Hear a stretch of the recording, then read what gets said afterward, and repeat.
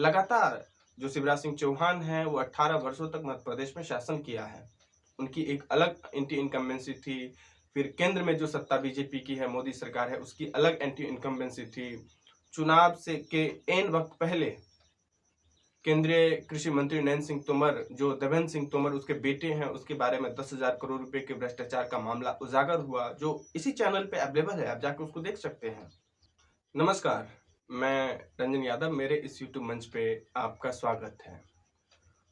दोस्तों, 3 दिसंबर को सेमीफाइनल माने जाने वाले 5 राज्यों के चुनाव के नतीजे आने वाले हैं और आज हम बात करेंगे एग्जिट पोल के बारे में। इन 5 राज्यों में एग्जिट पोल आखिर क्या कहता है, किसकी सरकार बनने का संकेत दे रहा है, इसी पे आज चर्चा करेंगे और जानने का प्रयास करेंगे कि आखिर ये वाकई में जो एग्जिट पोल होती है इसका अनुमान कितना सटीक बैठता है।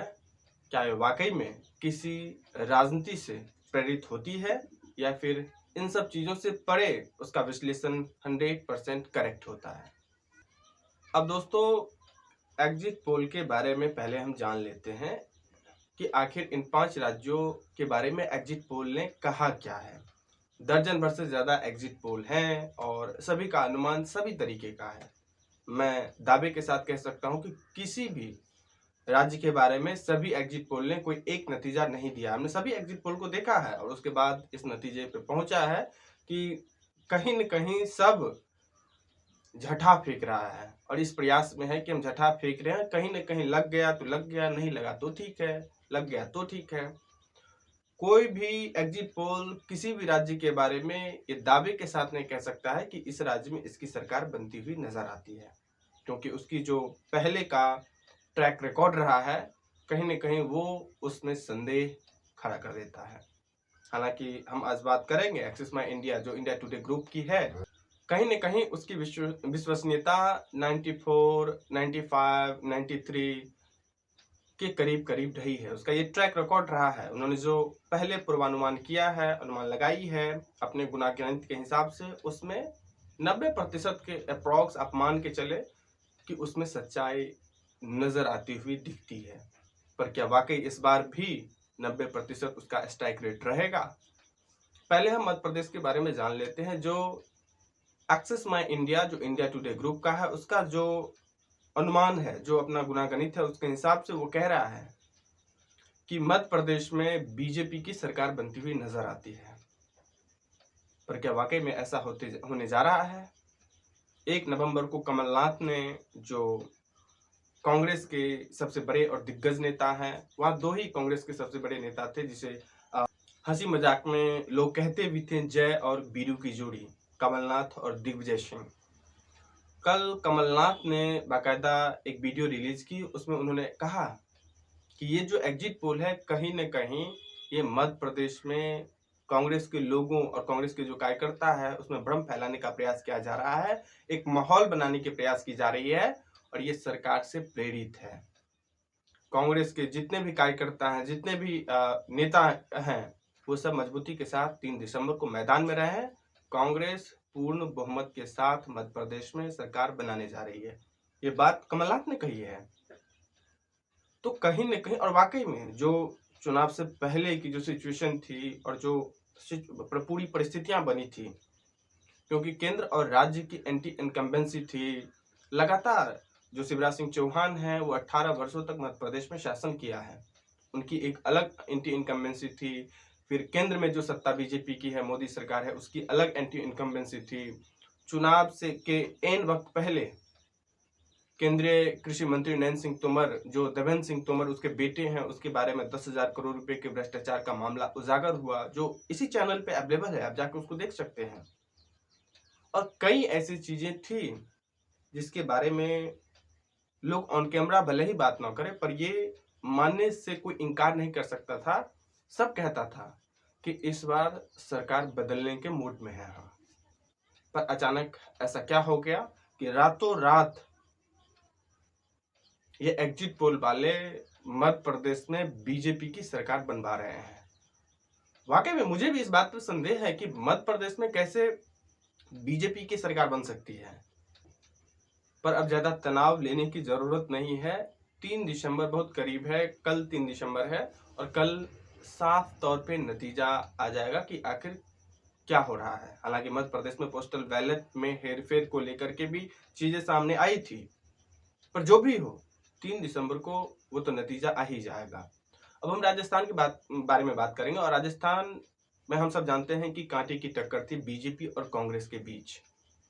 बावजूद इसके वहां बीजेपी को एज मिलता हुआ नजर आता है, क्योंकि वहां लगातार 25-30 सालों से ये ट्रेंड रहा है कि एक बार बीजेपी और एक बार कांग्रेस एक टर्म रहती है।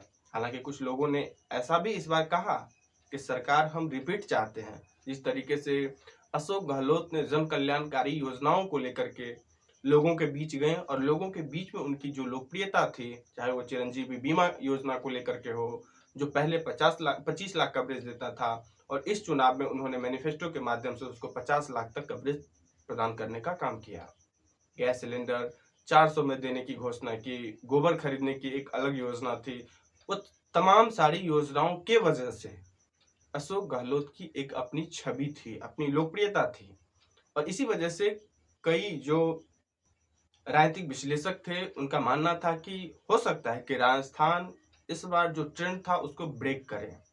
बावजूद इसके जो ऑन ग्राउंड की अनुमान है उसके हिसाब से राजस्थान में बीजेपी को आज भी एज है। इसका भी नतीजा 3 दिसंबर को आ रहा है। हम सब देख लेंगे कि आखिर राजस्थान में किसकी सरकार बनती है। और उसके बाद यदि छत्तीसगढ़ की बात करें तो वहां छत्तीसगढ़ में स्पष्ट तौर पे जितने भी एग्जिट पोल हैं वो सब इस बात से सहमत हैं कि छत्तीसगढ़ में भूपेश बघेल के नेतृत्व में कांग्रेस की सरकार पूर्ण बहुमत से बनती हुई नजर आती है। हालांकि चुनाव से एन वक्त पहले 7 नवंबर को वहां वोटिंग थी और 4 नवंबर को भूपेश बघेल के अगेंस्ट में जिस तरीके से असीम दास को 508 करोड़ रुपए के साथ पकड़ा गया और असीम दास ने उस वक्त कबूला कि ये पैसा भूपेश बघेल का था। ये बात अलग है कि कुछ वक्त बाद 8 से 10 दिन के बाद उन्होंने एक ईडी को चिट्ठी लिखी जो 10 पेज की थी और उसमें उन्होंने ये सफाई दी कि ये पैसा न तो मेरा था न हम भूपेश बघेल को देने के लिए आए थे। कहीं न कहीं ईडी हम पे दबाव बनाया और उसके वजह से मुझे कहा गया कि बोलो कि ये भूपेश बघेल का पैसा है और ये हम उन्हें देने के लिए लाए हैं। पर अभी प्रश्न ये नहीं है कि उन पे जिस तरीके से बीजेपी या मोदी सरकार के द्वारा ईडी सीबीआई इनकम टैक्स का इस्तेमाल करके उन पे भ्रष्टाचार चस्पा की गई एक मुख्यमंत्री कैंडिडेट पे, वो भी चुनाव से 2 दिन पहले। इस पे तो चर्चा अब होगी 3 दिसंबर के बाद। लेकिन आज जो एग्जिट पोल के हिसाब से जो बताई जा रही है उसके हिसाब से छत्तीसगढ़ में भूपेश बघेल के नेतृत्व में कहीं न कहीं कांग्रेस की सरकार बनती हुई नजर आती है। और यदि तेलंगाना की बात करें तो तेलंगाना में भी सभी एग्जिट पोल, जितने भी करने वाली एग्जिट पोल एजेंसी होती है, वो सब इस बात से सहमत है कि तेलंगाना में कांग्रेस की सरकार अच्छी बहुमत के साथ बनती हुई नजर आती है।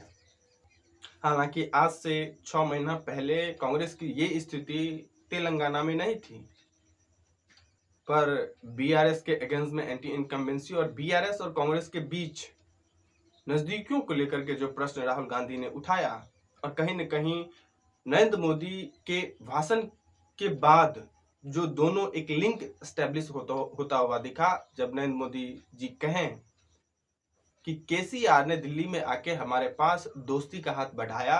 और कई लोग तो ऐसा मानते भी हैं कि ये जो उनकी भाषण थी कहीं न कहीं उनकी ये चूक थी और इसी वजह से सारा का सारा एंटी इनकम्बेंसी वोट हो या जितने भी लोग, जिस तरीके से राहुल गांधी की भारत जोड़ो यात्रा हो, उसके बाद कर्नाटक में जो कांग्रेस का जीत हुई, ये सब कुल मिला के जो गुनागणित था उसके हिसाब से तेलंगाना में कांग्रेस की सरकार पूरी बहुमत के साथ बनती हुई नजर आती है। ये कुल मिला के 4 राज्यों का एग्जिट पोल की जो भी अनुमान था, गुनागणित था। हालांकि एग्जिट पोल के जो क्रेडिबिलिटी है, उसकी जो विश्वसनीयता है, उसका जो सैंपल मॉडल है, वो किस फॉर्मूले पे काम करता है, कहीं न कहीं मुझे भी और जितने भी लोग एक्सपर्ट हैं, राजनीतिक विश्लेषक हैं, उनको भी इन सब चीज़ों पे संदेह है।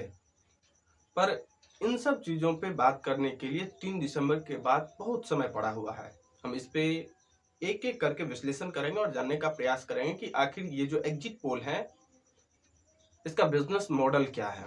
और इसी के बिजनेस मॉडल में ही छिपा हुआ है कि वो अपनी कितनी साख को मेंटेन कर पाता है, उसकी जो गुना गणित है, उसका जो सिंपल मॉडल है, वो सब उसके बिजनेस मॉडल पे ही डिपेंड करता है कि उसकी जो प्रेडिक्शन है वो कितनी सही हो सकती है। इसके बारे में हम बात करेंगे, विस्तार से बात करेंगे, सविस्तर बात करेंगे 3 दिसंबर के बाद।